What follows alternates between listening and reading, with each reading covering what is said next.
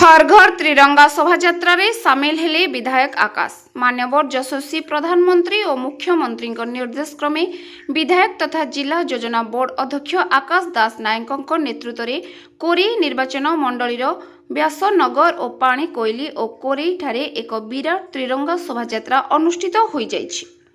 एही शोभायात्रा रे विधायक समेत हजार हजार छात्र छात्री और बीजेपी नेतृमंडली माने हातरे जातीय पताका धरी देशात्मक बोध संगीत गान करने सह स्लोगान दे व्यासनगर कॉलेज छकठारू शोभायात्रा आरंभ करी चोरदा बाईपास छक और पाणीकोइली शर्मा पेट्रोल पंप ठारू आरंभ करी मां तारिणी उच्च विद्यालय ठारे शेष करथिले।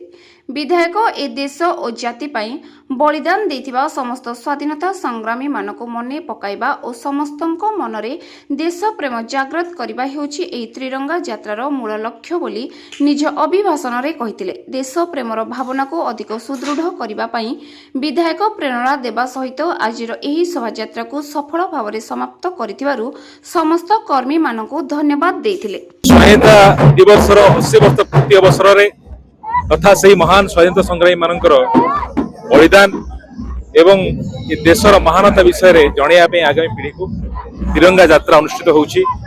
हम भारत वर्ष यशस्वी प्रधानमंत्री नरेंद्र मोदी जी आह्वान रे समग्र भारत वर्ष तिरंगा यात्रा अनुष्ठित होउछि।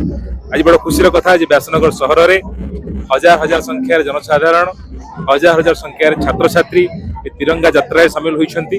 आसंतु आज दिन में समस्त संकल्प नबा जो स्वप्न को नहीं स्वाधीनता संग्रामी मान निजर जीवन यौवन निजर लुह लहू ये देश ढाली देते से स्वप्न को साकार करवा एवं आम समस्ते जड़े जड़े सुनागरिक हवा। पाणीकोइली ठारे मध्य तिरंगा यात्रा अनुष्ठित हो एवं ता सहित ताराकोट पंचायत एवं 1 नंबर जोन रे मध्य तिरंगा यात्रा अनुष्ठित होउछि।